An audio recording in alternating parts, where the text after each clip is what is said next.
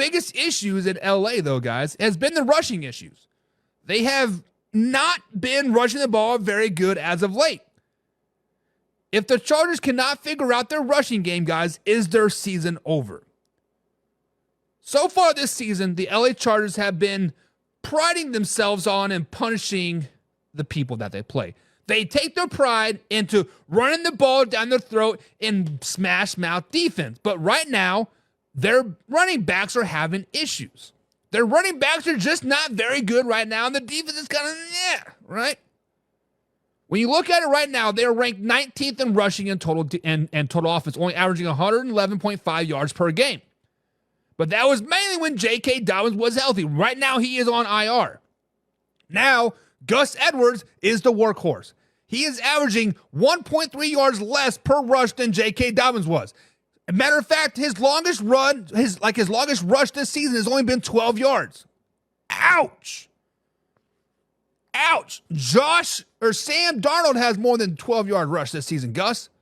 Come on, I thought you were Gus the Bust. Now, not only are the Chargers not able to rush the ball with their backs right now, a.k.a. Gus Edwards, the backs are not catching the ball out of the backfield either. They've had 3 huge draws for the Kansas City Chiefs alone last week. Matter of fact, the Chargers guys haven't had a rusher go over 60 yards since week 10. Since week 10, they are 3-2 on the season. Matter of fact, it goes even beyond that. When they don't break 40 yards rushing by a single rusher, they lose the game. Rushing is the bread and butter for the Los Angeles Chargers, and right now, they suck at it. Gus Edwards averaging 3 yards per rush. Longest 12-yard run per season. When you look at the NFL or the AFC playoff picture, they are sitting in 6th place right now. They're sitting at about a 80%, 90% chance to make the playoffs. I think they're going to end up by default making it to the playoffs. Let's just be honest. But if they cannot rush the ball at all, if they cannot figure themselves out at all, it would not shock me one freaking bit. And it would make me the happiest man in the world if they get knocked out of the playoffs and the Miami Dolphins come roaring in. Or the Colts come roaring in. Or hell, even the Bengals come roaring in. When you look at the Chargers moving forward, they play the Buccaneers this weekend, and then they play the Broncos, a really, really good defense, and then they play a Patriots team, a head coach that's fighting for his job if you read their reports, and then a Week 18 matchup that the Raiders, they don't have nothing to play for but to knock you out of the playoffs.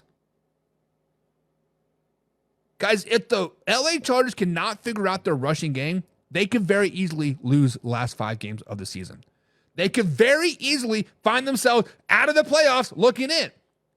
Hell, they could even find themselves getting blown out by the Kansas City Chiefs or the Buffalo Bills because they'll be the 7th seed in the playoffs again. Matter of fact, manhandled in the playoffs.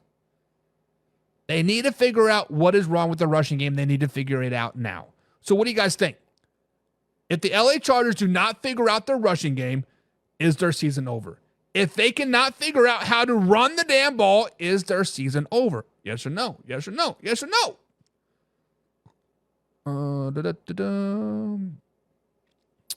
John says, yes, J.K. Dobbins was a big loss for the running game. Yes, J.K. Dobbins was the heart and soul of that team, right?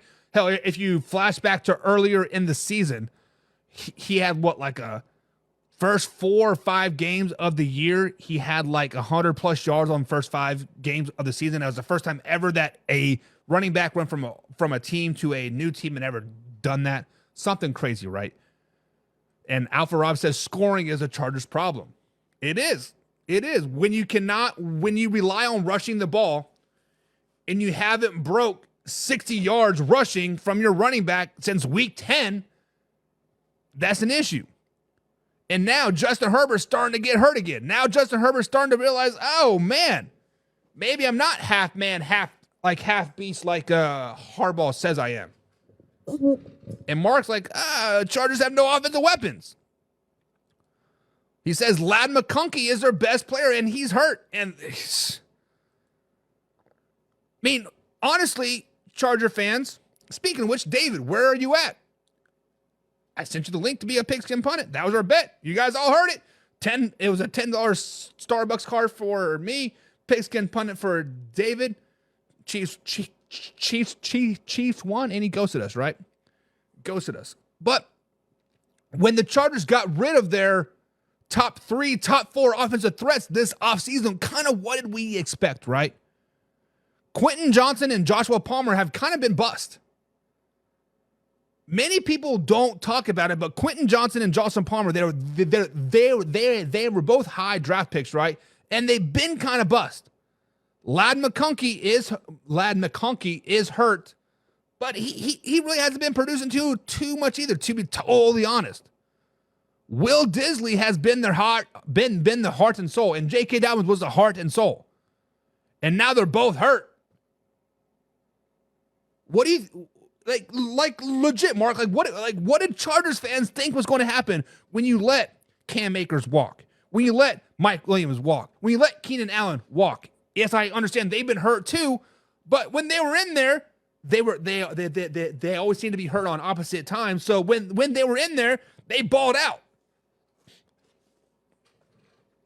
Chargers are a good team. They got a good foundation. They are heading in the right direction, but you cannot let one injury like J.K. Dobbins or Will Disley ruin your whole season. Or hell, Hayden Hurst, right? Another tight end, another hurt, right? Josh Olson says, me and my wife drink beers together and make fun of you sometimes. Fun of me? Yeah, it is what it is. I'm assuming you're me. Are you talking about me, Josh? Let me look at it. Yeah, whatever. Alpha Rob says the problem with their running game is no passing game, and teams know it. Exactly. When you have no receivers, that kind of sucks. John says Harlow and Herbert under control. I think it meant Harblow means Herbert's under control. I don't know what that means. And Laura says Chargers have been meh this season. And you're not wrong, Laura. They have not, or they were 1-5 versus playoff teams, right? They're 1-5 versus playoff teams, if I am not mistaken. Let me look at the schedule just to confirm that. I think they beat the Steelers earlier in the season, wasn't it? No, they lost to the Steelers earlier in the season. They beat the Broncos. That is their lone playoff win. It's the Broncos. Everybody else they've lost to. Steelers lost, Chiefs lost, Cardinals lost, Ravens lost, Chiefs lost again. So, yeah, they're not very good. Not very good. Cam isn't doing anything in Minnesota. Wasn't Cam Akers on the Houston Texans? I believe he got hurt, right? I don't know. James Frank says the addition of T. Higgins would be nice addition to the Chargers offense next season. It would, but would they go out?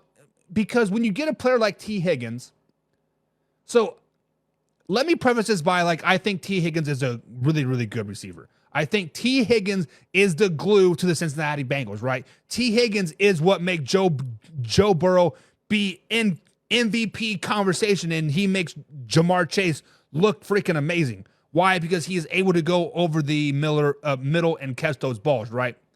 However, I don't think T. Higgins will ever be a true number one receiver.